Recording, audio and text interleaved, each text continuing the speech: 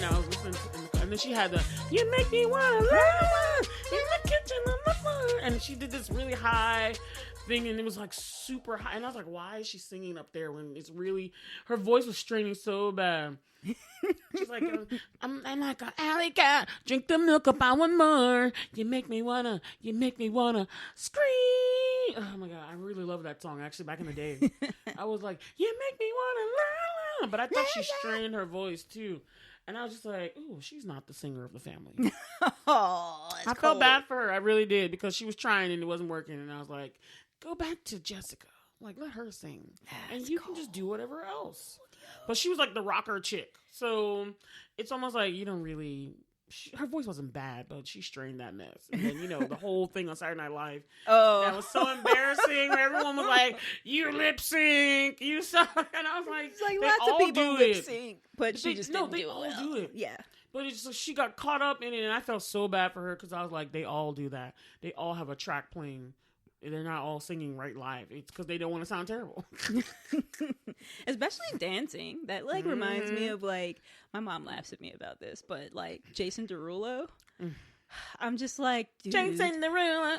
You need to sing or dance. Not both, and preferably dancer. Mm-hmm. And he's very good dancing. He is a good dancer. He sings well too, but he needs to sing only, or sing. He can do both, but I haven't seen him live, so. I haven't either, but he needs to do. Why, was it bad that one time? I don't know what I was watching, but I saw him doing a performance, and I guess he was trying to actually sing. I'm like, dude, you cannot dance that hard and sing at the same time. Yeah, it would be different. It would be difficult. I don't know how they do it. We don't want you mouth breathing into the mic, dude. Exactly. I don't know how they do it, because I'm just like, I just be trying to move a little bit too much in the house, and I'm like, I cannot sing. I was like, don't be doing too much while you're trying to sing, but just stay still. At church and stuff, I'll be like, let me just stay still. Because sometimes I'll be like wanting to dance with everybody. And then I'm like, nah, I got to sing this chorus. Are we live? Are we live? Are we doing it live? We are, girl. Doing it and doing it and doing it. Wow. Doing it and doing it and doing it. Wow. That's a nasty song, actually. I think about it. No, I don't know if I've ever listened to all of it, but yeah. Yeah, I mean, but you just look what they're saying. Doing it and doing it. Wow. Hey everybody, what's up? It's your Blerd Girls here. Yep, it's Triple F Queen Bola. No tagline Whitney. And we are BlerdTalk with Bola and Whitney. Oh yeah. All right. The only podcast where you're pretty much guaranteed a song every time. Every time. All day. I want it all. Oh, I was about to go with the all night long, all night. We weren't in sync there. And of course, you caught us in the middle of talking, as we usually are in medias res. I love how you broke out the literary term there. Yes, you know how we do it. You know how we do it. Blerd power activate. Right. Y'all, how y'all been? It's been a while. It's been a minute. So much stuff is going on and it's happening in the world today. Oh, man. Lord, girl, it's a lot. Hopefully, because even, I swear to you, not even my Sunday school kids were talking about this. I asked them for prayer requests, and they're like, one of them raised their hand. He's like, can we pray that there's not World War III in Russia with the Ukrainian people? And then she's only 10, and she was like, I feel fine. She's like, I feel mixed feelings about the Ukrainian people, because one time they're racist as well towards black people, but others, I don't want them to be hurt. And it was so cute. But I was like, I feel you, because she's black and she knows what's going on over there and how they've been treating the black and Indian immigrants that are in their country. They have been denying them access into Poland and everything. And they're like, some of them have been asked to fight. And they're like, I'm from another country. You can't let me escape with your people, but you want me to stay here and fight? Oh, no. So I was surprised, but the kids see all this stuff. She's only 10, but she was very astute in what she was saying, and she asked us to pray for that whole situation. And she felt conflicted too. I was surprised that I was like, these kids are growing, man. They know some stuff. Yeah, younger, and they get smarter, younger and younger. Yeah, they know so much stuff. And I was like, wow, at 10, did I even know any wars that was going on? I don't think so. I tell you, man, it's crazy. Man, but you look at these little kids, and you're like, where did you even get this from? The amount of sponginess that they have in their brains. I remember my nieces amazing. Also telling me they know about their oh, don't worry, oh yeah, she likes girls, I understand all that. And I was like, oh, okay. I was like, did I even know what a lesbian was at 10 years old? I watched a lot of HBO when I was young. I was like, you knew, but I didn't. Because we had it, and it's like nobody put even parental if I controls. saw it, I didn't understand. I was not, even if I saw it, because sometimes, you leave it on those channels when you get the free days, and then you wake up. If you fall asleep and then you wake up and there's just like sex on the TV, you're just like, oh my God. That happened to me once. I was like, I was watching a movie and I fell asleep on the couch and my mom had gone to work. And I was like, oh, it's late in the night. And I woke up like 3 a.m. and the TV's still on. And it's just, porn on HBO at the end of the night. I don't think I've ever had that happen. I've been like up late enough to get to the porn part of the night. That's happened to me so many times. But I never fell asleep and woke up to the porn. Oh my God, that's happened to me a couple of times. I have fallen asleep to like Sci-Fi Channel. Back when I had cable. No, but I woke up and it was like the horror series, like the Ghost Story, not Ghost Story, but like the Ghost Hunters. Scary. And it I guess it got into my subconscious because then it was just like I had like these weird dreams. I know it enters your dreams sometimes. Yeah, I remember I had like a sex dream too, and it was because when I woke up there was porn on the TV, and I was like, oh my God. So you do have to be careful about falling asleep near the TV. And then I had a time where I was playing like Super Mario. It was one of the Super Mario games, probably Super Mario RPG, because I'm not as into like the actual Mario like platformers. I'm more of a Crash Bandicoot person. Okay. But I fell asleep playing Super Mario RPG, and I woke up the next morning, and for the rest of that day, all I heard, oh my God, you got it stuck in your head.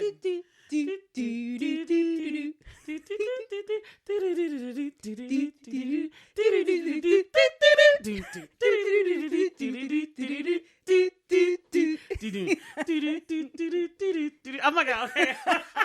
I loved Mario, but I wasn't very good at games. I mean, I was like much for playing it, but I love the Mario music. And I love when it was like in the dungeon he plays like oh yeah, yes, that was so good. Oh, so good. That thing was awesome. I used to love that thing. Then when you get killed, you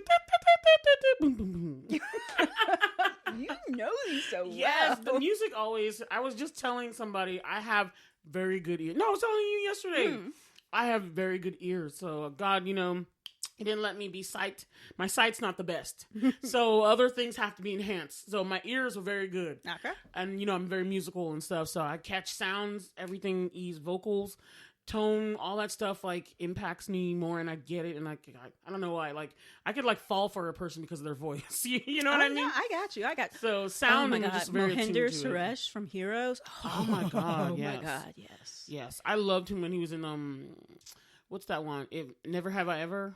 Oh, yes, yeah, it's the dad. I think it's the dad. Yeah. Yes. Love his voice. Anyway, but yeah, y'all, we just be talking. We just going into, and then this is a new month.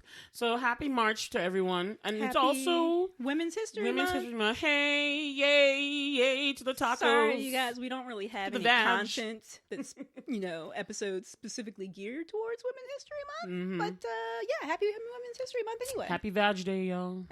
I'm just joking. I don't know if we have that. It's for real. Remember when we did that in college? Yeah, the Penis Appreciation Day. Chesney went around. Have you appreciated your penis? She was like, it was so hilarious. Y'all, those were pranks you did in college. Please let us know if you have some really awesome ones that you guys did, because we did a lot. We had a whole prank war that year. It was the best, funniest thing ever. When you hung Chesney's ugly doll in front of the elevator, I put some fake blood. I drew I used a red marker on notebook paper and put it on, and I put it right in front of the elevator, so anyone stopping on our floor would just open up and see, here lies ugly doll hung first. I had this whole thing.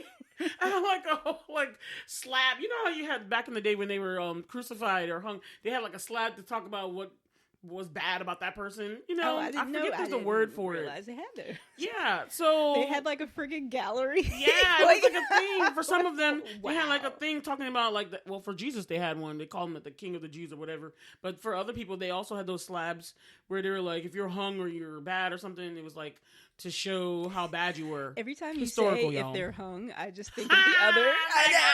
I go the opposite way. Wow. Anyway, I hung up her ugly doll in the in front of the lobby area in our floor, and it was just hilarious. She was mad, but it was good. I had to get her back. It was good. She put you completely under toilet paper that one time. Remember? Well, I kind of helped with that. You didn't know that. I did help with that. I love you, Whitney. And then they knew our floor, they knew our side of the floor. People would always come. So she was always drawing penises on our dry erase board and all these random things and sticking condoms on. And then the RA would always be pissed. She's like, you guys have to stop because the tourists come on our floor. We hated that too. Because you're trying to get up and go take a shower, Yeah. And they would just roll up and you're like, oh my God, I'm trying to get to my room. And the hall is full of people and they're just staring at you. It's so annoying.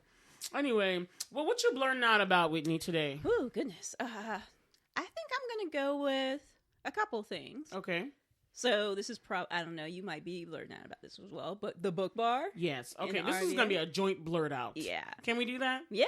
Yes, because that was amazing. That's we had ourselves a blerd outing yesterday. Blerd outing, which you guys will get to see eventually. You'll get to see the Ruthie Carter stuff as well as the blurred. The Ruthie Carter was also a blurred outing, and the book bar blurred outing. So we'll put it together. We didn't want to have just one thing on the to YouTube. Post, y'all. Yeah, we wanted to have y'all a few. Gonna see it though. Y'all gonna see it. Y'all gonna see it. Yeah, and we thought it was pretty clever because we blurred out. So these are blurred outings. Yeah. Hey, look at us getting all cool. We're a play on words. Yes, but this place is seriously amazing. Yes, it's necessary. It's like a necessary safe space. You can go, and if you're a person of color wanting to see, honestly, if you're Black, you want to see some books, different topics, different genres, and from different places. It's not just U.S. writers, it's African writers, it's UK writers, but they're all Black or from African or from the diaspora, and it's a great place to see what they're writing about, and they're writing about us. We're the main feature, we're the main story tellers and story seers, and I just was like, the space was so neat. I didn't even realize it was needed until she did it.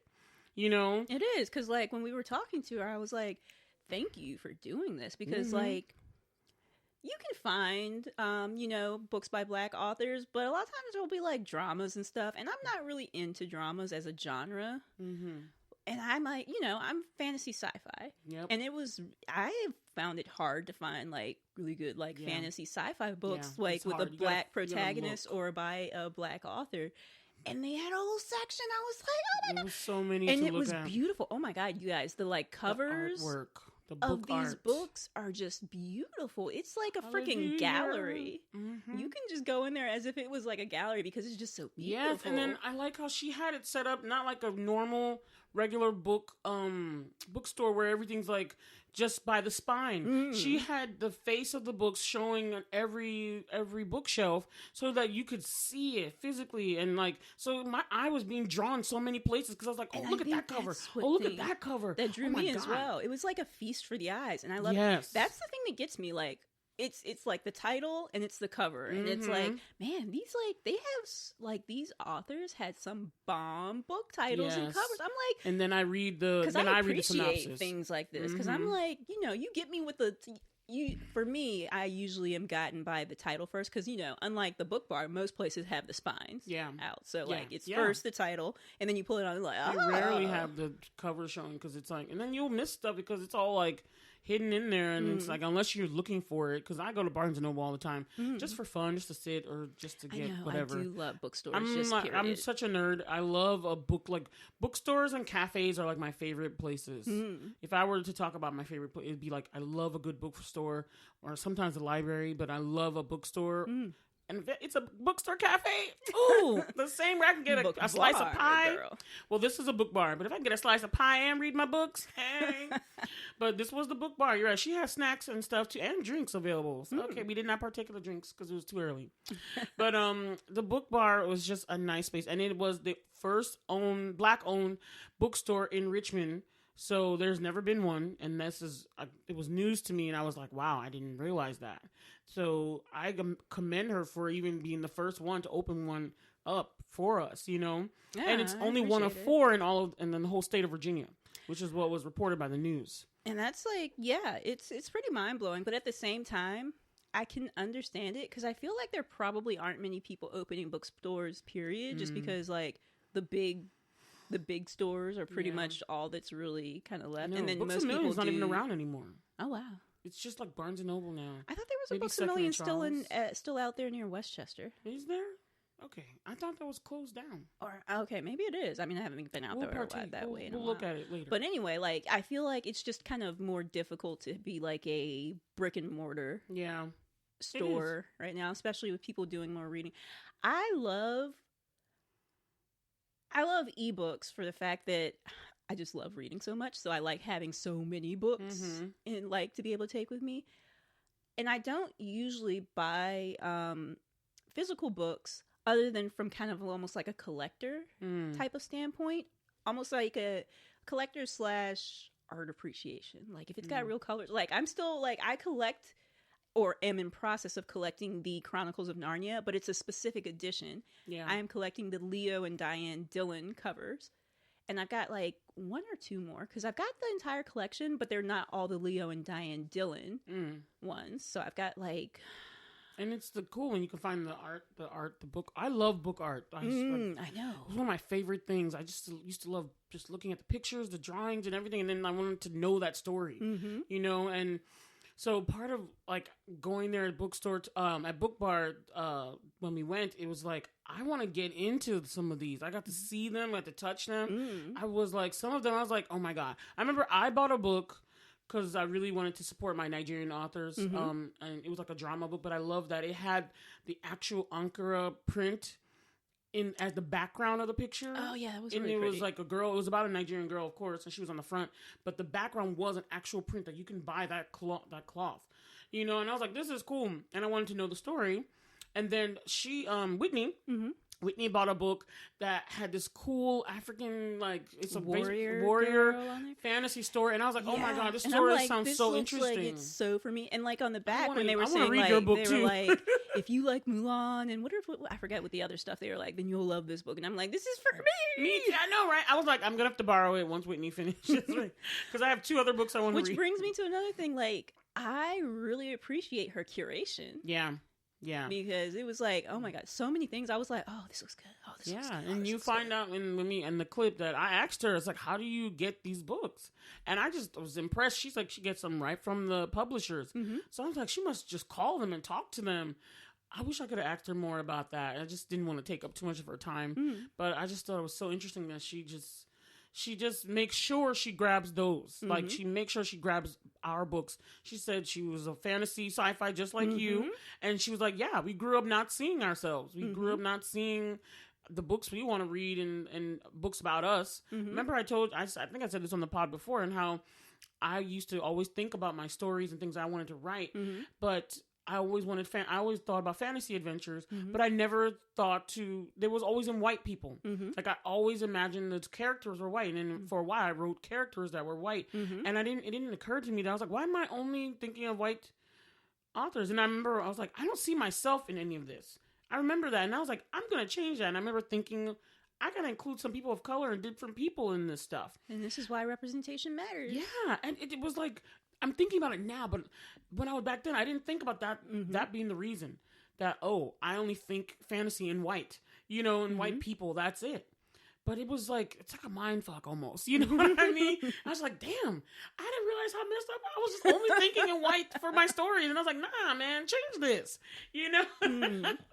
So it's just an important thing. And the rest will follow. Woo. Be colorblind. Don't be so shallow.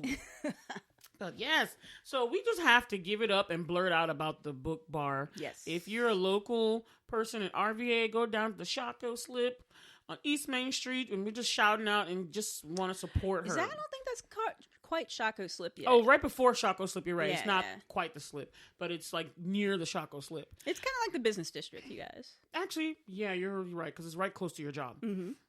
It's more so the business district, but you'll be soon in Shockoe Bottom. Yeah, it's kind of almost like the cusp. Mm-hmm. But you guys go out there and support it. Especially if you're like a Richmond local, RVA local, please go out. And Black, let us support ourselves. We really, in this time, we need to support and uplift each other. And people who love reading, like, different perspectives. Like, you don't have to be Black to appreciate it. You know what I mean? We see this from things like Black Panther, Crazy Rich Asians. You don't like to... You don't have to be Black. But you should, if you are Black, you should go. Support it. If you're not Black, really please enjoy too. Well done, you guys. It's like beautiful. And the art on the walls, I was in awe of them. Yes, she just had this art.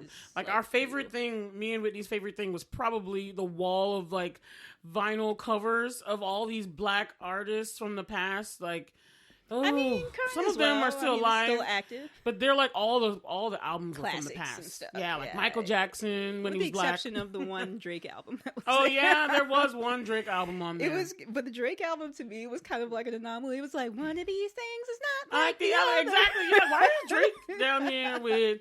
There was like 3 Al Greens, some Isley Brothers, and Anita Baker and Sade, and then you're like Drake, okay. Basically, it was like the 80s down, like, or some of the 90s. No, the 80s down. All of the albums were like from the 80s and down, but except for that Drake album, you know. And so I was just like, that was a cool maybe thing. That's why I was at the very, very bottom. I know, like halfway covered up. Anyway, but I'm not blerding out about anything else. I really wanted to focus on the book bar because it was just amazing, and I loved it. That's my number one thing. But I also Soul Taco. That's my other Blerd Out. Like Whitney, I just have to. If you're also in RVA, the foods, you guys, you need to go to Soul Taco. Oh, maybe I need to go there. Anyway, y'all need to go because Soul Taco, it was just beautiful. Like, touched my soul. It's really well designed too. Will they hate me if they see me 2 days in a row, Whitney? No, they'll love you. It's a business. Because I'm about to roll up again and be like, "Hi, y'all saw me yesterday. Can I get 3 more tacos?" My sister was like, "Where's mine?" Love you. It was so good, y'all. Like, yeah, you should take your sister one. I should. She'd be mad. I'll think about it. You can go during, like, I don't know when, I forgot what the exact time of happy hour is, but you could, like, go get there. Get some more tacos. Oh, my God, guys. It's so good. I'm going to have to, like, get a picture and show y'all. Or I have some video. I'm going to post it on our I did Instagram. take a taste of Bola's, what was it? Mojito? Margarita. Mm-hmm. Margarita with tahini instead of salt. Spicy spice. It was nice. Okay. All right, I'm done blurting out. Okay. My only other thing I'm going to blurt out about is Peacemaker, which I've started watching. What's that?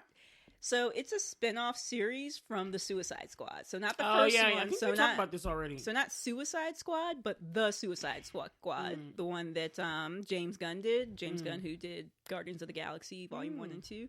So he did the Suicide Squad, which is hilarious. And then they did a spin-off with one of the characters called Peacemaker. And it is hilarious. I think I read like an article something calling him a himbo. What is a himbo? You know how like a bimbo? Oh, but like the guy version. That's hilarious. But I'm about 3 episodes in, maybe 4. It's funny. Okay, that's good. So the Peacemaker is a good funny show. It's funny. It's action. It's an HBO Max show. So I saw some parts I didn't expect that I was going to see. Got some naked folks. Yep, there was like a thing. There was like a random. Yeah. Anyway, let's move on. Oh, shout out to, before we move on to the actual topic for the day, shout out to Mariah, is a young lady we met at the book bar, and she was just so nice and talked to us, and like we got to vibe and like talk about different books and share our opinions, and she even like recommended some things, and I just thought she was really cool. So Mariah, if you're listening, we would love for you to come on the show and talk with us one day, because we also talked about movies and stuff too. Yeah, so she was very cool, and I just wanted to shout her out. Yeah, shout out to you, Mariah. You were awesome. All right, and so speaking of books, today we are talking about adaptation in the form of musical adaptation. I mean, most of the time, exactly fine. It was a bad one. That you thought. Well, it's because books are always adapted. So I was thinking about how they're always adapted to film. Plays are always adapted to film as well. And in this case, musicals are being adapted into film. So, well, I guess it wasn't a great set. It wasn't. Let's just cut it. Let's cut it. All right. So today we're going to talk about adaptation through the lens of musicals being turned into films, right? Yeah. All right, so we're going to do our case study today on 2 films. One is Dear Evan Hansen, which is on Apple. No, Dear Evan Hansen is not any. You got to pay. You got to pay to rent it, you guys. So you do have to pay to rent it, and I think I know why. But also, the other one we're going to talk about is Tick, Tick, Boom, which is streaming on Netflix. Mm-hmm.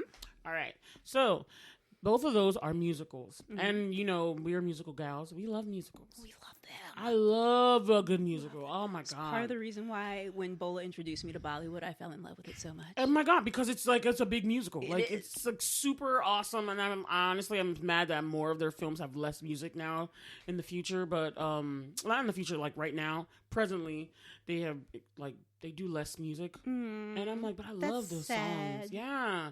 Because it's like they just go to a fantasy escapist thing and just like, I just love it. It's just a sweet, sweet fantasy, baby. Hey. Close my eyes, you come entertain me. Yes. But we still love the Bollywood. But musicals have been like... I'm in heaven. Sorry. I was like, wait, where are we going with this? With my boyfriend, my laughing boyfriend. Sorry, okay, go ahead. Whitney. Go ahead. She be going on her own sometimes, y'all, where I can't follow. It was still from Fantasy. I know, I like that song. I do, I really do. That's the part I like the most. The part, with my boyfriend. I love that part. Anyway, but musicals have been actually like, if you look at it, they're so old. Like the format of musicals is so old.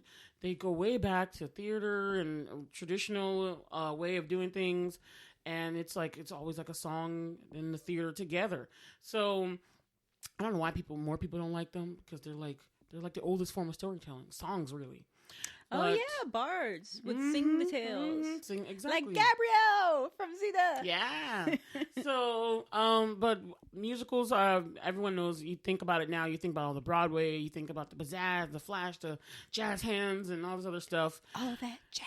Yeah. But I love it. I love it all. It's so great. And today we're going to talk about those 2. And so which one are we going to get into first, Whitney? Which one do you want to do first? Let's do Tick, Tick, Boom, because I have way more things to say about Evan Hansen. Okay. Yeah. So Tick, Tick, Boom is it was made by Lin-Manuel Miranda, and as you know, he's just on fire. He's on fire when it comes to the music and the musicals.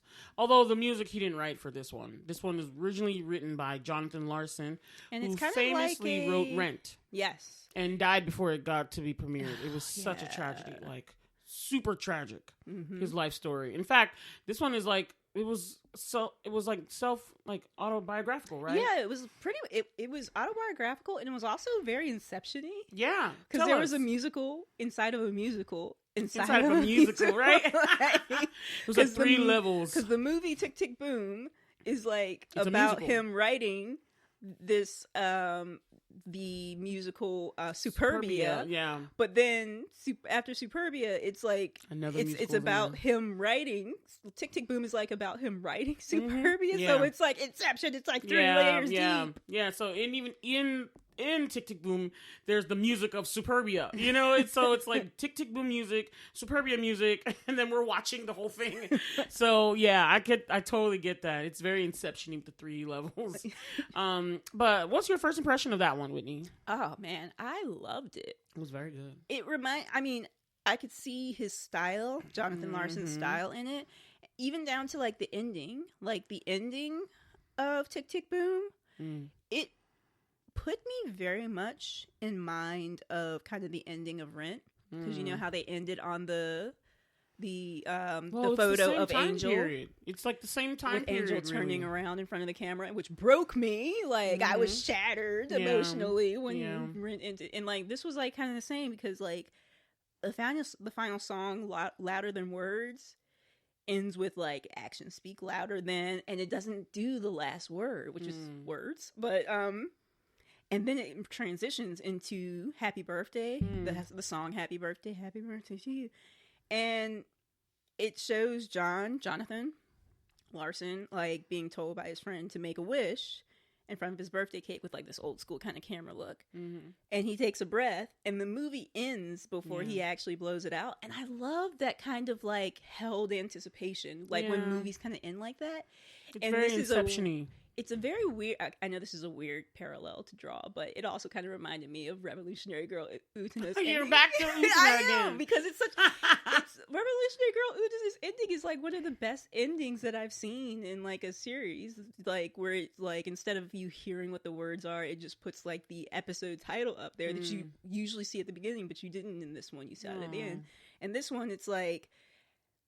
Actions speak louder than, and you don't see it. You just go to the happy birthday, and then you see him take the breath to blow out the candles, but you never see him blow it out. And I like that kind of held anticipation. Yeah, it's like a release. Like you release. You don't. You don't see it. But the character doesn't release. He doesn't release. But you are kind of. You're kind of getting that release. Interesting. It's. I don't know. I just find it really. I love it. I found it really effective. I, as a viewer, love that. Okay, so. I thought this was very good. It was very, very good. There were parts where I thought it was dragging a bit or lacking a bit. Really? Which parts? I believe some of the parts. Well, it was like certain songs I really focused in on, and I felt like it was propelling the story. But it was kind of like there was this weird thing going on where it's like his subconscious, and then it was like is it his subconscious? No, it's more so like it was. You saw him.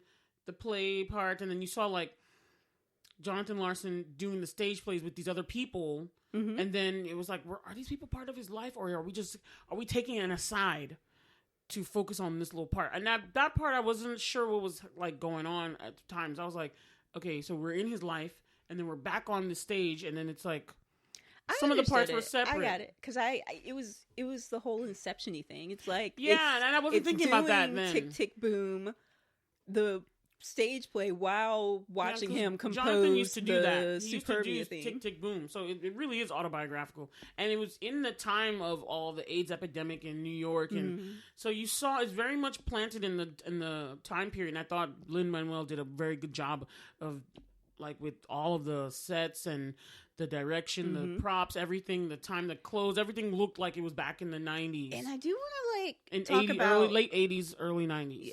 I do want to talk about the fact that this was filmed as a movie, but then it had like, because of the Inception thing, you did see like the stage thing. So there was that. But then there was one part where it was like, instead of it being like a movie, it was a very kind of surreal type of, this is like a play. Scene? Yes. Yeah, that was another thing that I was like, so it was like, to me, with this adaptation, I would call it, because it was a stage play at first, and it was like a reimagining. And I know Lin-Manuel was like so influenced by Jonathan Larson after watching Rent. It was like that's what made him want to be in theater and everything. And he grew up going to Broadway because he's from New York, and so I understood this was like a labor of love, a passion project, which I'm all for. But then there was those parts where I'm looking at adaptation, and I'm just like, yeah, I was like, is this the film or is this the play? Like, with our other movie, it was just like purely you're watching musical, but it's like it's just a film. The surreal parts weren't in there, and he did this a little bit with In the Heights, but I got it more with In the Heights than I did with Jonathan with the Tick Tick Boom. I just watched it, but it was jarring at times to me. I didn't find it jarring. I really loved that part. That was like one of my favorite scenes. Oh, I liked the scene. I just was like, it just took me out of the story almost. Just sometimes. I don't know why. For me, it didn't take me out of the story. I just found it like kind of a surreal thing. For me, it was almost like, what's her name? Why can't I think of her name? Lion King. The stage Lion King. Oh, I don't know her name. Julie. I didn't watch the stage version. You've never seen Lion King on the stage? Oh my god. Nope. Oh man. Okay,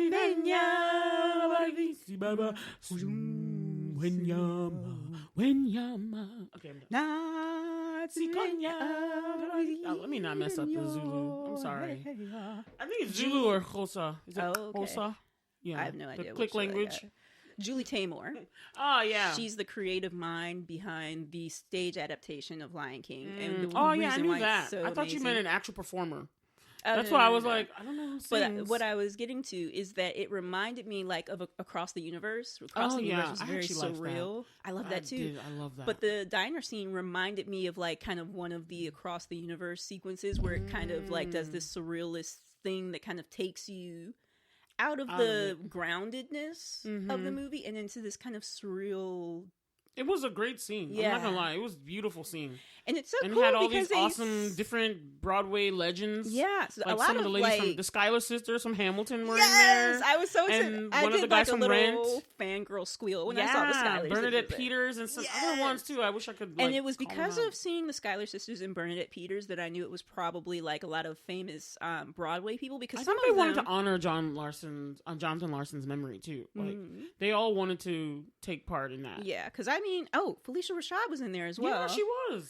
But like, there were some people I knew, some I didn't. Mm-hmm. So, but I knew that I figured that the people I didn't were probably just well known Broadway, and I'm just not familiar enough with them to know. But it was just really cool because you could tell that this was like a lot of like cameo scenes. This was like, you know, fan service almost. What I liked most was I'm not gonna lie, the performances. The performances to me were like way better than even the story. So I had to give it to Andrew Garfield, who played Jonathan Larson in this. You saw, like, you were really like rooting for him. You saw him struggling with. Andrew Garfield was just so good at conveying emotion and emoting, and just giving you like making you cry. Like you want to just hug him, be like, it's gonna be okay, you know. But because he takes you there with him, and you're just watching him, and I was just like in awe of him. And he thought, and I remember him saying in an interview with Stephen Colbert that he couldn't sing, and I was like, "You liar, because you sing really well." He does. He sang really well. so well because he did all the like that song with him and Vanessa Hudgens. That song in the middle, it was so great. I was like, "Oh my god!" Which one in the middle? What the one that was just the two of them, and it was really about Susan, his girlfriend, but it was like they were breaking up. You could see, and it was like one was the girl's take, one was the guy's take. But Vanessa Hudgens was singing the girl's parts, and he was singing his part, and they were on stage, and then it kept cutting between real life and the stage. Ooh, was it "Come to Your Senses"? Is that it? Because like I also had a note about "Come to Your Senses." And because that was the one he kept struggling to write the song for the character. I know it's the part where they were breaking out. I don't remember the song, but it was like really like the song had so much movement, it was bouncing around. I remember I love that particular part, that it was cross-cutting back and forth between both of them on stage and then in his real life. And it was a sad moment because it's like you could definitely see him and Susan were dissolving, you know? And I don't know if that's about one of his girlfriends or his wife or whoever in Jonathan's personal life, but I just thought the performances were so great. Vanessa Hudgens, even the people that played side characters, like his best friend, the acting was and the singing was all very good. And the girl who played Susan from, if you guys watched the new class of X-Men, she played Storm. I just was like, I did not know she could sing. So she was an amazing singer because when they were doing the like song between Vanessa Hudgens and herself, and I can't remember which. I think that one's the "Come to Your Senses" song. Okay, that's the "Come to Your Senses" song. Okay. But anyway, I thought that Vanessa Hudgens has a great voice, but I was really loving the way that Alexandra Shipp's voice. I was like, oh my gosh, she is like a powerful, excellent voice. I would have to give it to Vanessa Hudgens. I didn't even know she could sing that well because I watched High School Musical. I was all about it, and I was like, oh yeah, her voice is nice. But I don't know, I was like, I'm not blown away, but I was just like, oh yeah, her voice is cute, it's nice. We're breaking free. And Whitney has never seen it, y'all. Can we have an audible gasp? She has never seen High School Musical, but it's okay. I want to say that when it was on there, we didn't have Disney Channel at that point when it was on. Really? But now that it's on Disney Plus, I have somewhere that I could actually watch it. And I wasn't about to pay extra for Disney Channel. So you never watched the Disney Channel movies and all that I stuff? I did when we had Disney Channel, but then at a certain point, my parents changed the pack. Because there was a certain point where Disney Channel was free for a while. And then they had it for paying, because that was when I watched Gargoyles, and then they took it away, and I was like, Mommy, Daddy, can you use it? Of course, they're not going to upgrade, so you can watch Gargoyles. I know. Oh my God, I love that show. I love the Gargoyles. It was so good. But yeah, Vanessa, I have to give it to her. She did her thing. I can now see the stage chops. She has that whole I do Broadway physicality as well, and the singing. I was impressed with her. I would say it more so for Alexandra Shipp. Because, for that particular song, But it's like the only song. That was the only one to me. But I was like, Vanessa was singing throughout the whole thing. Okay, yeah, she was singing throughout. I had to give it to her. But I feel so like the "Come to Your Senses" song, the one that he was struggling to write the entire time. I felt like it was a song that was worth waiting the entire movie for. I was like, this song was worth getting to. It was a very powerful song, very powerful moment. It was, and it was cross cutting between her singing, because it was Vanessa singing. They did a duet, but it was really like he was singing to Susan, and it was like Susan was singing to him. No, he wasn't singing at all. It was really like Susan was supposed to be that character, but it was like the character in Suburbia was Superbia. Superbia, I think? Is that the name of it? The musical he was writing inside the musical. That one. It was a song there. So Vanessa was singing it during his display, but then it was also Susan cut in real life was also singing it. Like on another whole scene in another little area. So it was like they kept cross-cutting it, and I was just like, wow, it was just powerful. Yeah. That part worked. I really like the choices that Lin-Manuel made in this movie. He did a great job, honestly. He did do a great job. And in this regard, I guess because the original play was, I'm not sure if the original play had to do with this whole like play within a play thing, or was it just the solo shows that Jonathan Larson did back when he was doing that. That's what he did because he didn't have money. He wanted to continue doing that, and he was like working in the diner and like doing these one-man shows just to get his name out there. You know? Yeah. That part I wasn't clear on. I wish I could figure that out. But well, this is, I mean, I've got to, let me see. Let me look at my note here. I think that this is probably more or less, I mean, because it is an adaptation, because it does show that this is like, I mean, the screenplay is, it's based on the musical by Jonathan Larson. The screenplay is somebody else. It's okay. It's interesting. The other one that we're going to talk about also did the screenplay. Interesting connection. It is, isn't it? Isn't it? So what do you rate Tick Tick Boom?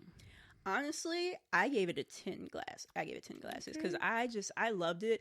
I teared up at the end like I did in Rent, and I was like, it's so good. The music is so powerful. I love me some good powerful songs. I give it 8 glasses and a monocle, 8.5. Okay. Yeah, because I did have some issues with it, so like I explained already, but it wasn't like a 10 to me, but I really, really like, again I would probably give, if we did rating for individuals, like, but we don't, I give Andrew Garfield, like, I want to give him like 20 glasses, honestly, because he just acted the mess out of that thing. Like, he really did. He was the star of this whole thing. I know he was the main lead, but he really sold it, and I was just so invested in him and his character. And there was just some other things with the movie. I know we're kind of wrapping up this part of it, but I really appreciate the growth of his character, because you saw how he was so focused on the musical that like his relationship went to the side. Yep. His relationship with his best friend went to the side. Yep. His friend who like had AIDS was in the hospital. He hadn't like seen him and stuff. Yeah. But then you see at the end that he's like focused on people now. Yeah. And I think that really reflects in like Rent. You can really see. Because I honestly, with the story, it's like you can totally, like, not even sympathize. I mean, you can totally relate to Jonathan Larson's struggle. Like, you have a dream. You're here in the big city. It's hard and it's difficult, but you're pressing through and you're not giving up, even though people are closing the door in your face. They're telling you you're good, but they're like, not this one. And it's so disheartening, but he just pursued and was persistent. And I still like that he didn't give up, you know? And I wanted it to go well, but you know, yeah, and it was just so a struggle. I love that part of I mean, I don't know if love is the right word, but I found it so like a powerful lesson. Like when he did Superbia, and he calls his agent calls him back, and he's like, so how did it go? She's like, I got nothing but like glowing reviews about it. And he was like, so did we get any investors? And she's like, no. He was like, well, what am I supposed to do? She said, write the next one. Yeah, it's like, it can be great and just not hit off, but all you can do is just keep going. Yep. And I loved that. Yep. It's like, you can put out excellent work and it just not be the right time, just not take off. But all you can do, you can't keep focusing on that one. You got to make the next one. And I love that. The next story. Yep. So that's a great lesson from that whole thing.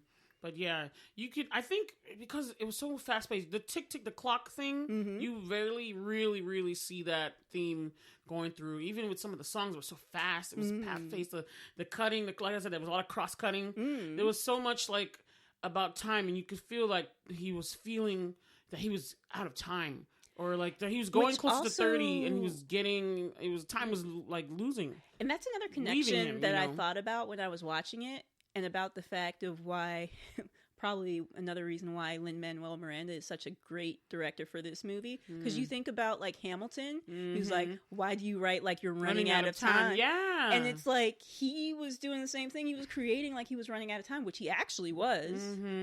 Unbeknownst to him, with like I think it was Marfan syndrome or something, but like he didn't even know. But like he was running out of time, but he was just creating, and it was just so interesting, that connection from like the Hamilton.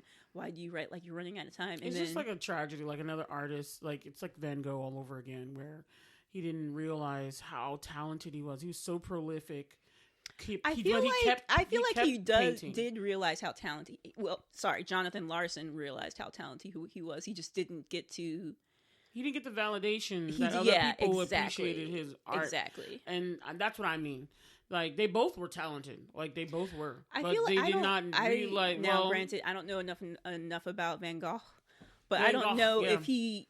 I don't know if he felt in himself that he was as talented as this. I feel like based on Chick Tick Boom, that Jonathan Larson felt that yes, I am this talented. I just need my break. Yeah, Van Gogh, I don't know. Based on a Doctor Who episode, I would say he didn't. He didn't, but also he had a mental illness that messed him up as well. But you're right, he did not, even though he was very talented. But he kept going too. That's another thing I saw. He kept making, he kept producing, he kept painting.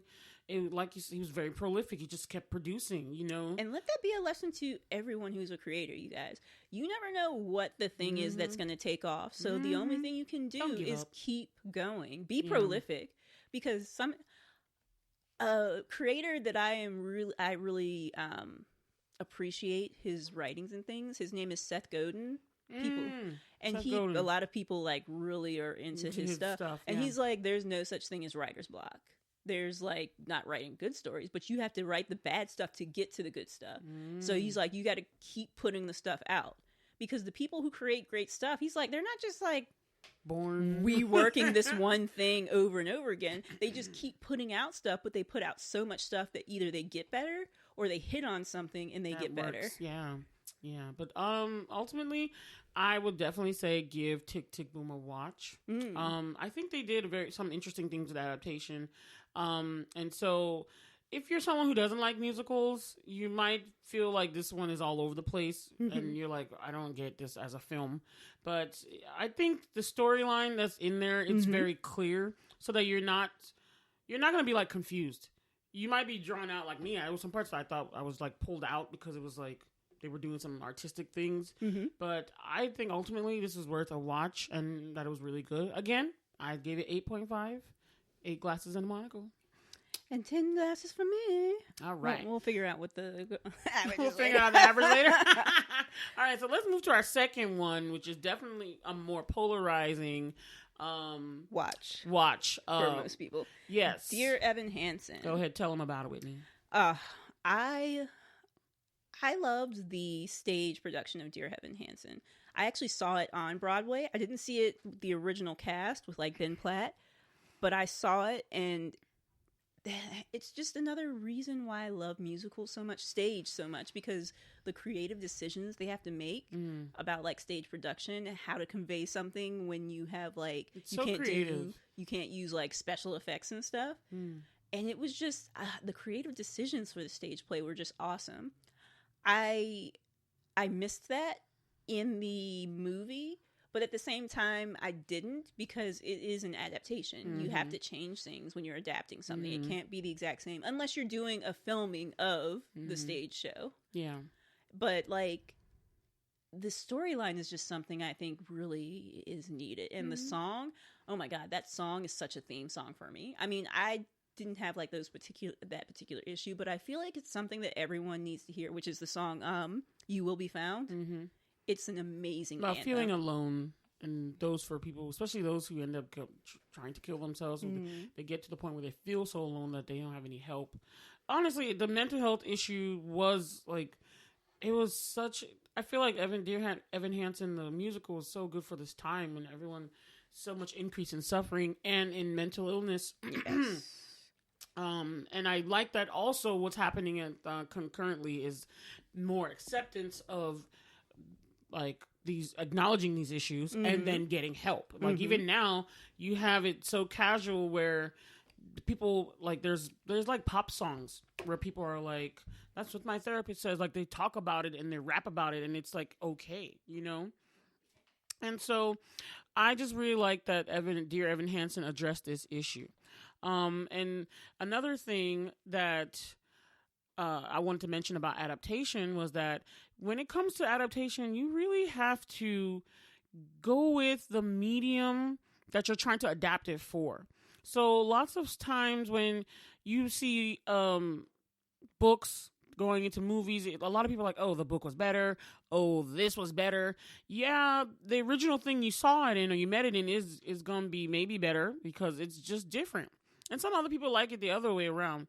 But it's like, you can't have a 40-hour movie, you know, because if you really try to film everything that's in a book, you're going to get a super long movie.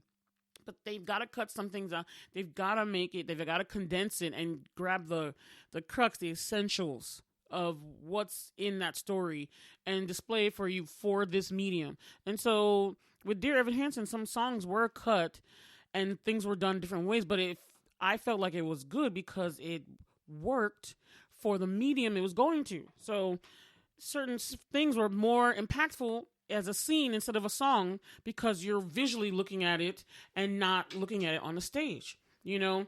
And so I think it's important that we have to think about those things when we're like considering this was bad, this was not, this was bad. So Dear Evan Hansen has a lot of like strong opinions. People were either really, really hate it or they really, really liked it.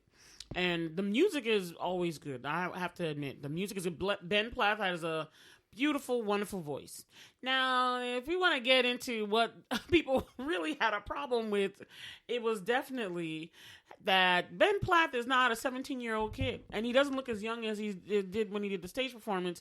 And so, not going to lie, this is where I could see a lot of the criticism. I agree with. He just looked a lot older. He looked than like he was a supposed 30-year dude playing a high school student. Go ahead and say something, Whitney. It is. And like, I gotta say, I didn't think that I was going to enjoy the movie that much because I heard so much about it not being great. But then I watched it. I'm like, wait a minute.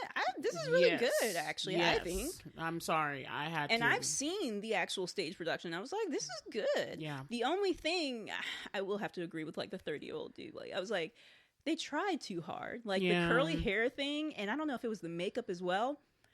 It didn't, like, completely mess up the whole thing for me. Mm-hmm. But there were points throughout the movie where I was almost kind of taken out of it because there were, like, certain moments, and he just looked... Some moments he looked fine, and then some moments it was like, this is a 30-year-old dude. And it was kind of weird, the moments where it popped up for me, and it kind of, like, kicked me out of the story at certain points. It didn't, like, completely ruin it, but it was jarring for me at certain points. Okay. So, for me, I had, I did have the initial jarring, because you saw it, and you're like, oh, this doesn't really work. However, I was able to quickly get over that and ignore it because I was so interested in the story. And so for me, I didn't even notice it after like once the movie just got going. I was just so interested because the storyline for this is so awkward. Like what happened with the character and how, you know, he pretended to be someone's friend and then the kid killed himself. You're just like, it was such a storyline. I would say the situation. The plot of the story was so like awkward to me. I was just like, oh my God, this is going to be bad. I just was bracing myself for the fallout. It's like, this is not gonna, and he just kept lying and he kept going with it, and it was like, oh my God, this is not gonna end well. But that was fine with me. I was okay with it because this was the plot, you know.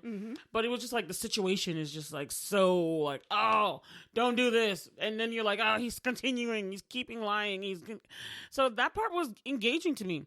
But I enjoyed the story. Like, I enjoyed the songs. I enjoyed the film, honestly. It was, I'm not going to lie, I personally actually enjoyed this film more than I enjoyed Tick, Tick, Boom. I have to say that. I did. I really liked this film, honestly. I really liked Dear Evan Hansen as well, because they, I liked the story and I liked the songs. They did a really great job. And there were 3 songs that they took out. They took Does Anybody Have a Map, which was the very, very first song of the stage production. Mm-hmm. I played Bola all of the 3 songs that they took out. Yeah. That one, yeah, it made sense. You. It made sense to take that one out. It made sense. What was the other one? Disappear was also a good one. I could see where you don't need to. Yeah, that was the problem. Yeah, that one wasn't going to fit in. You Will Be Found was good, on its own. You didn't need for a movie adaptation to put that in. But the one that I kind of felt like they could have put in there and it not have been like disruptive was Good for You. Sorry, with the exception that, okay, never mind. Let me take that back. I think from the mother standpoint of view, Good for You would have been a great song to have on there. But since Good for You is not just Evan Hansen's mother, it's also his friend and also Alana.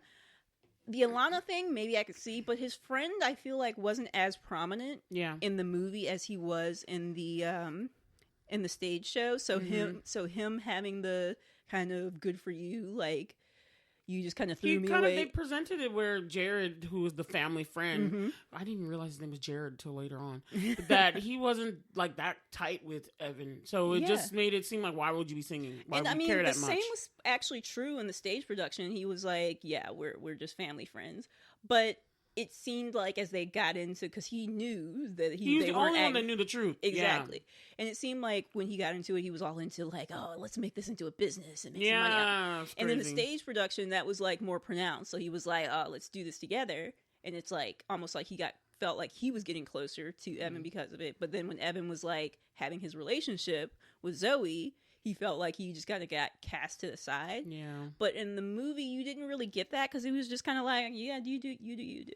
And I disagree with you. I believe I heard the song because I wasn't aware of any of it until I watched because everyone was like, this was like a super like critically acclaimed Tony Award winning musical that everyone's talking about, and I really wanted to watch it. And then Whitney, of course, she just listened to the music one time and was like, I gotta go watch this, and then she went with her family to go watch it, and she talked about how great it was. So I was like, I want to see this, and I was so happy that they did a movie version because it was like I can't get to the theater, so the movies are just more accessible. Yes, and so that's why I understand adapting them.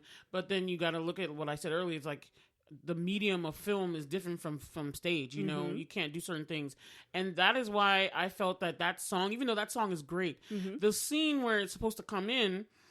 That scene where the mom is getting angry about, I felt like it was more impactful as just a talking scene the way they did it.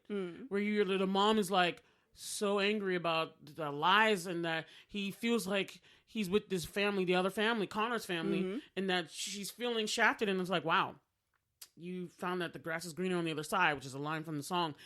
I felt like the way they did it in the film works for the film. I do. Julianne Moore is a great actress, and she conveyed it very well without the song. Whitney would not fit. Like, I just felt like a song would disrupt the emotional tension. And I don't know why. Like, to me, I liked the way they did it. I did like the way they did it. It's just that out of the 3 songs they cut, this was the one I was most disappointed about because it's such a good song. I wish they could have fit it in, but I know that it was probably for time that they'd cut it out. But I like the Disappear song. I feel like they could have made room for that. Disappear is also a good one. The Glove song, I felt like they didn't need to do it because the way they did it as a scene talking between Connor's dad and Evan just worked. It did. It worked. Yeah. And plus, they also, another change they made is that they made Connor's dad, they made him his stepdad in the movie. Not his real dad. And there was not really any mention of him being a stepdad. It seemed like he was actually his dad in the play. Biological Interesting. dad. I wonder why they did that.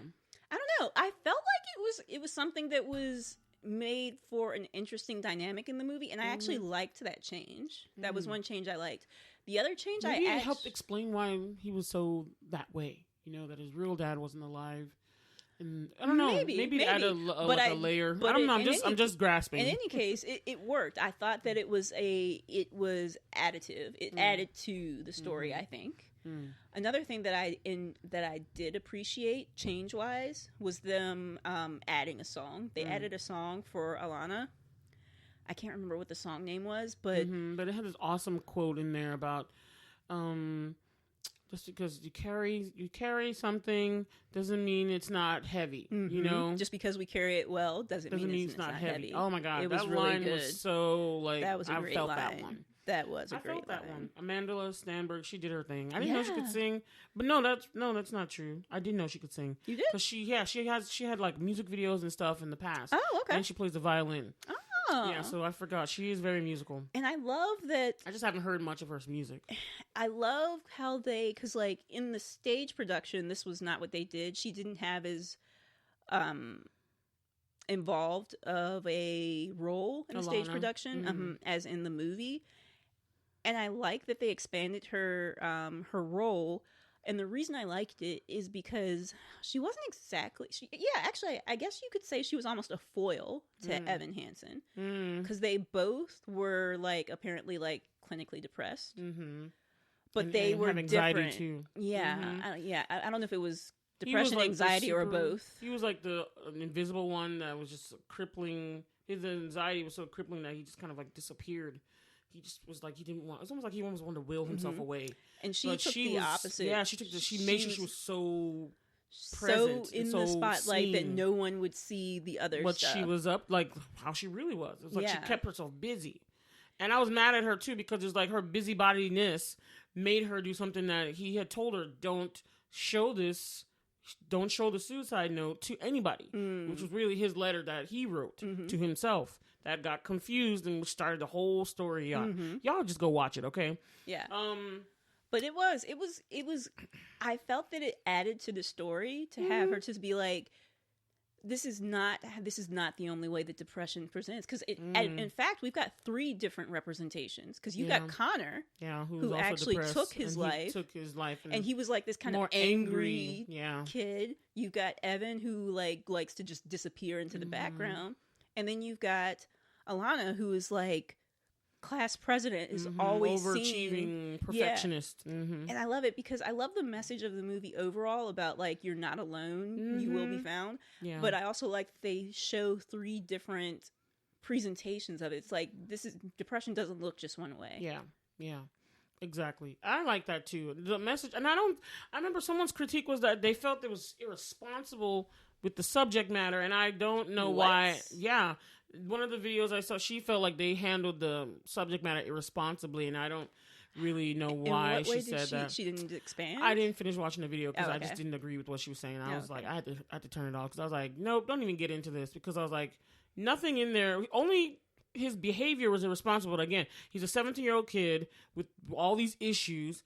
And, you know, they don't always know the right decisions to make. So it's like we're seeing him grappling with these decisions. You see all these other teen movies and you're like, this is stupid-ish. Exactly. They just going to be teenagers doing stuff. I guess we just forget as adults. And it's like, was I ever that stupid?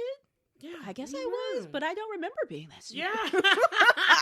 But it's like, why are you being such an idiot? It's like, these are teenagers. We saw an absolutely scathing review of someone who was like, gave this like a 2. Like he would have given it 2 glasses, and that's it. It's very entertaining though. We'll put it in the show notes just because I didn't agree with all his points, but they were very entertaining, and I could appreciate why he said them even if I didn't agree. But it's a very entertaining. Yeah, so a lot of people didn't like this at all. I got such bad reviews, honestly. Well, the second video that you sent me that we watched, which we'll also put in the show notes, this person was like, it's essentially got almost like a 50-50. Either people loved it or they hated it. Yeah. Which I can see. Yeah. I can see. Yeah. And it's like, you have to just take it as it is. To me, I was even thinking like, oh, I'm going to hate this too. But as it was going on, I was like I was in it. I was watching this. I was like, oh my God, what's happening?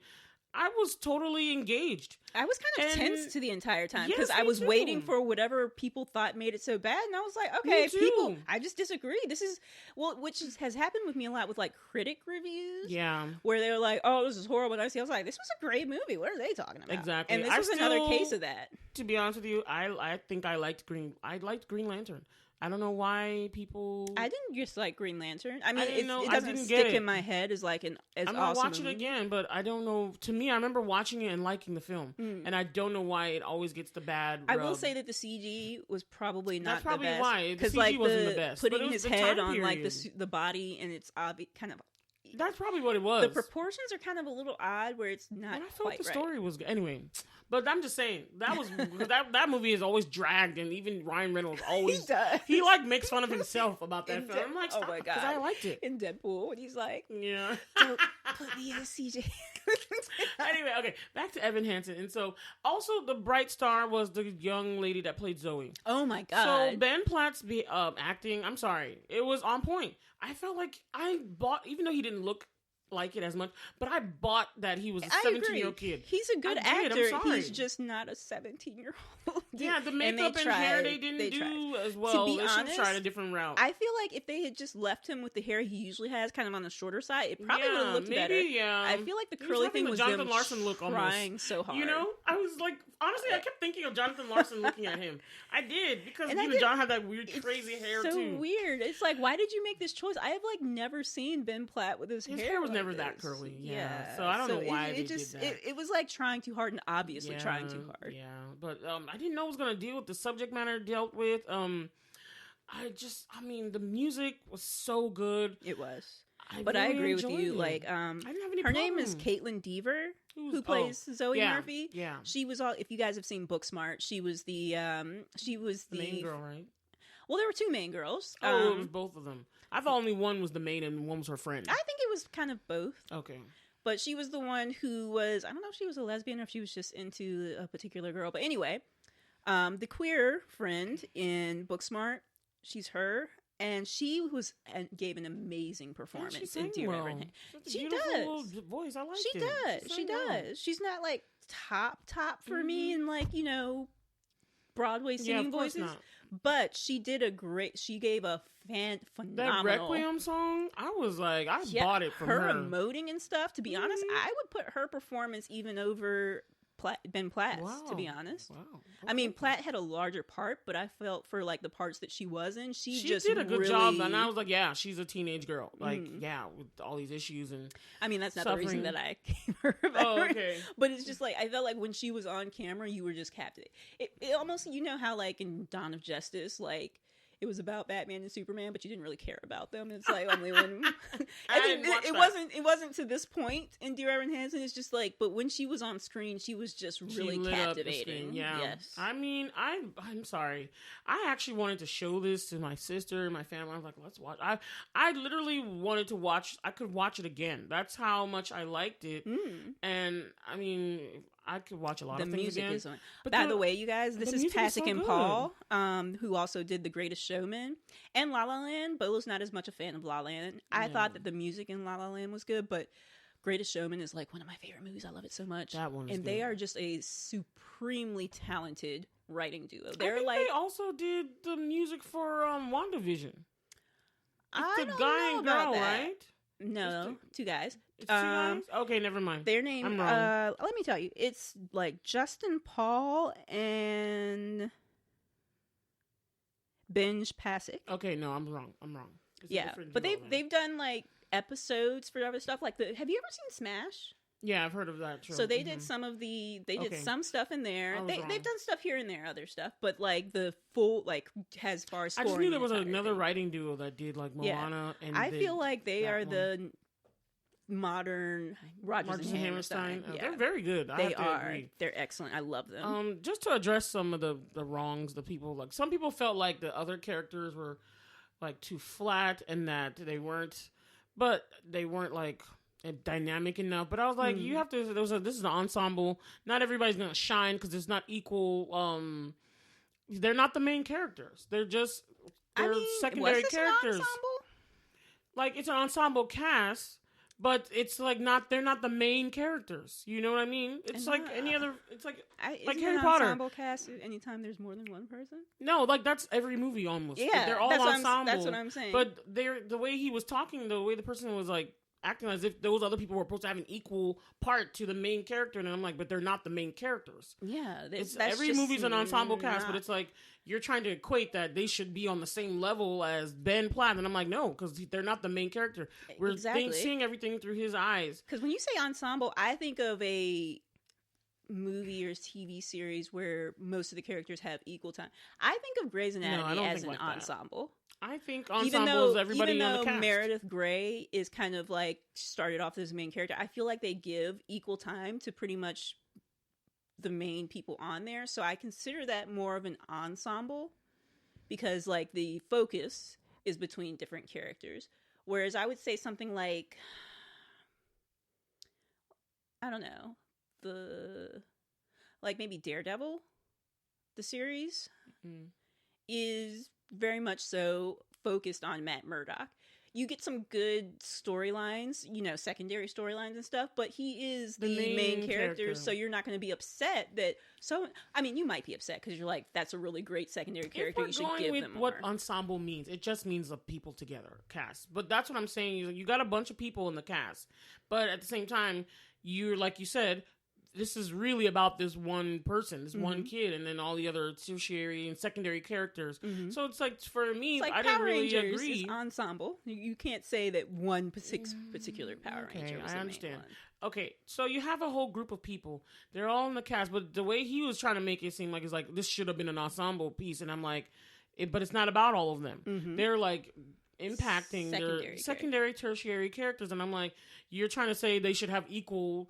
He was like complaining because he's like, this is the Ben Platt show. That's what it was, and I was like not agreeing with him about that. And I was like, no, you're missing the point. Didn't agree. So that's what some people were saying, that it was just like something just to prop up Ben Platt, and I just thought it was very kind of like harsh criticism. Personally, I just thought it was.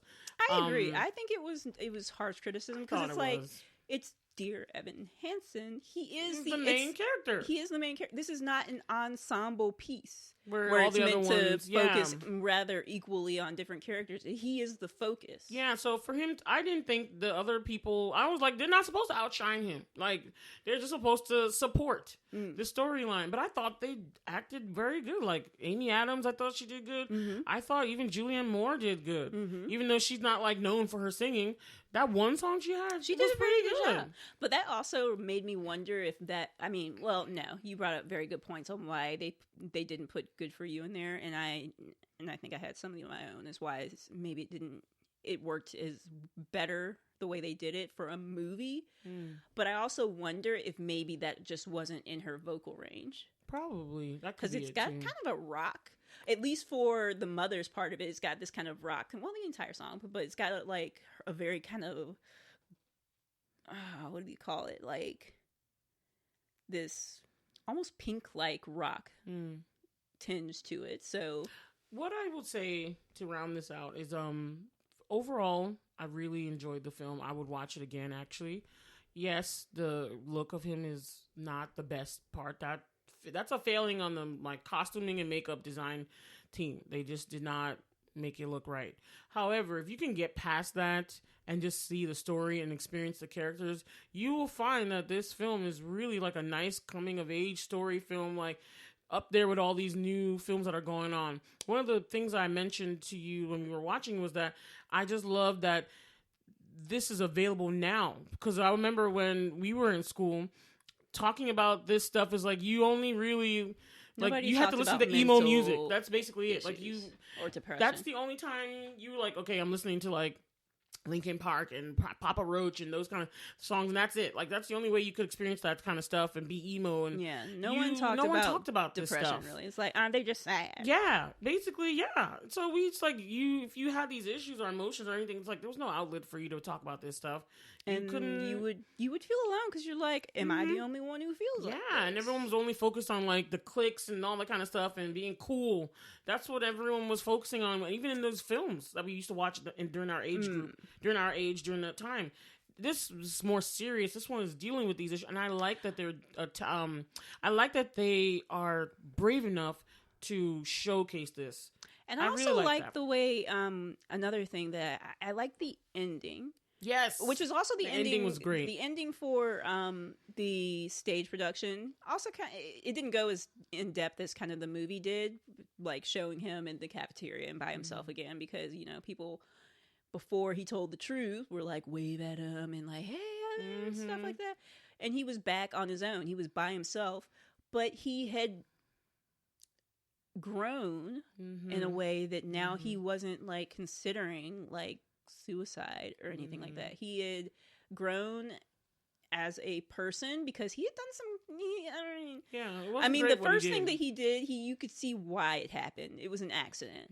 But then some other stuff, you're like, dude, he just went along with it for his own. That was not cool. You could have done something different then. So there was some shady stuff that he did. Yeah, he got a comeuppance at the end, and like he wasn't shying away from it. And he took, so I thought it was responsible. He did. He took responsibility. So I felt that they were responsible. I liked showing that he, you know, took responsibility, and he didn't. He accepted the fallout. He didn't fall apart. Yes, I love that he didn't fall apart. Whereas but he before, the fallout. like at the beginning, where you see like when he broke his arm and the reason for all of that and his attempt. Before this developed, like his growth as a person, and I guess just strengthening. He might have fallen apart, but like then he did, and he didn't fall apart. And I also like the fact that they added on this part because like in the stage production, they added another song to the movie, which was Connor's song that he played on the guitar. Yeah. And that wasn't in the stage production, but it was nice. And it was a nice kind of like tying for the family. Yeah. Nice kind of like tying Connor up had that note, you know, that they had that last thing of Connor's, and they really didn't. They did, and it showed him like they didn't know if he actually played the guitar. He's just like, yeah, he says he plays, but we never heard him, so we don't know. I like that. I like that he went through and actually got to know Connor, because he was pretending to know Connor the whole time, and he never knew him. They were never friends. And he did it without any expectation, because he sent the packages with the DVD anonymously. Like he didn't expect anything. He just wanted to do the right thing. Yeah, and I like that. And honestly, I felt like he had to go through this so that he could see that there are people that, because he was so paralyzed by his own thinking of how people saw him. He saw himself so badly that he could not see that other people could accept him. Like even in the beginning, Zoe was trying to introduce herself to him, and he just like crumbled and ran away. Naruto ran away with his hands flailing behind his back in the cast. And I was just like, oh my god! Like this is the girl you like, and she's actually trying to talk to you, but you can't even accept that she's trying to talk to you. So it's like he went through these things, and he got to see. It's so interesting because like at the very end when they're at the orchard, and she's like, I wish that we had met at this moment. Because she's like, it was nice. Like even the song that she sung, what was the song, their duet together? What if it's us? Only us? And only... Yeah. Only us. But it's like, she's like, you don't have to give me reasons to like you. She's like, I already you for exactly. And it's like, we don't have to talk about my brother. It's like we can talk about just be ourselves. Exactly. And I loved it. And I liked, honestly, even though I really was sad that they broke apart, that I mean, you can't really go back once you learn the truth. You're like, wow, you lied. It's just that's too much drama. It's too much. I mean, not drama, trauma. That's too much trauma to really. But I like that they did not have to tie it up so easily and like, oh yeah, we're gonna get them back together. We're like, no.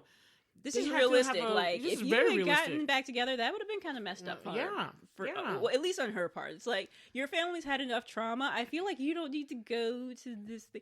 Maybe, you know, if in some years, I wouldn't have a problem with that. But it was too soon. It was like, this was a lot of damage you did do. I love the ending was so striking. Just him being, and I felt like he was going to a good place. And I don't know, I really enjoyed that ending. It really like brought it home to me that I was like, man, kids need to watch this, like see this, especially the ones who are struggling, who don't know, who have these issues, who don't know how to talk to people. And it wasn't like perfectly tied up. It's like you still didn't see him with any like friends. Yeah. But there's hope for the future for him. He did have hope because someone actually liked him. He just messed it up with the stuff he did. Like if he had not done all that stuff, he could have been with Zoe. She genuinely liked him. Yeah. And then the stuff with Alana, they probably could have been friends. Yeah. But he lied, and he made her lie by extension. Liar, yeah, and it just like it fell apart. But if although it, she did her bad too. Let's not even from like Alana. Didn't I say don't post that? And then what you do? You went and posted it. Yeah, that was a bitch ass move. I'm sorry. So Alana, but it's like, but he was okay. Yeah. He's like, I know I can build. I feel like he knew that he could build other relationships. That he was good enough just by himself. Yeah, I don't know if they did the write-in. Dear Evan Hansen, because at the end of the stage production, it's like, Dear Evan Hansen, today is a good day because you're you, and that's good enough. Yeah. So since you're the only one that saw both, would you say this was a good adaptation? I would. Yeah. Mm-hmm. You would say that? I would say. Yeah, and honestly, to go back to our whole theme of adaptation, really, again, you just gotta, like, certain things are gonna translate, and some things are not. And then also, it's up to the interpretation of the people who are involved in the project, you know? And so, yeah, you might have done something differently. You might have wanted something else. But, I mean, to me, with this particular one, I didn't see anything that didn't work. Only except for that one makeup thing. But when it came to the actual story... the songs, everything, I was like, everything was flowing. It was just like a nice film. So I gave it 9 glasses. That's what I'm going to give it. What about you? I was trying. I'm still, let me think. Well, I liked it more than you did, but that's okay. I mean, I liked it. It's just that I like Tick, Tick, Boom even more. Okay. Is the thing. Yeah, I like this more than Tick, Tick, Boom. I would give it 8 glasses and a monocle. Hey, look at that. Wait, what did you give Tick, Tick, Boom? 8 glasses and a monocle. And you gave this what? I gave 9 because it's not a 10. 9. Okay. It's not a 10. Gotcha. You gotta have more than to be a 10 to me. Okay. You gotta be perfect. Like, and that I'm sorry, I'm not gonna lie. Ben Platt's makeup and hair was just a bad choice all around. It was. But everything else I felt was nice and done well, and I didn't feel like. I know I didn't watch the stage production, but I didn't feel like I was missing anything, and I liked that. I like that, and that's why I bumped it up for me. Again, with Tick Tick Boom, I just had those jarring points to me. That didn't mesh well with me. And again, I'm still not sure whether or not the adaptation, the original, I guess because I wish I knew the whole format of the original thing was adapted from. Then I would be more clear about this, what he did. But I liked what Lin-Manuel did still. I just liked Dear Evan Hansen's adaptation to film more. Just a little bit more, like 0.5 more. All right. So, any more final words about adaptation of these two films? No, I think we're good. I think we've talked a lot about this, and I hope you guys go and look at it, see for yourselves, listen to some critics, but at the same time, y'all need to make decisions for yourself. Watch stuff if you wanted to watch it, if you're interested, because you might not be interested in certain things, but if you wanted to watch it, don't just let those critics like sway you. Critics be putting down some really good stuff. Yes, and they'll be pumping up some stuff that is really crappy. So think for yourselves, look for yourselves, examine for yourselves, guys. All right, so that's all from us. That's it. All right, Blerd Out every day of the week, y'all. We're going. Bye. Bye. Thanks for listening to our podcast. Please subscribe to our show on whatever podcast listening app you use and share the show with other Blerds and non-Blerd family and friends. And if you like our episode, please rate and review us on iTunes. The intro and outro music is Twilight by Caption. You can find them on SoundCloud, username Caption, spelled C-A-P-S-H-U-N. The show notes are by Bola Hanson, and the audio engineering is by Whitney Booker. And you can contact us by email at blerdtalkbw@gmail.com.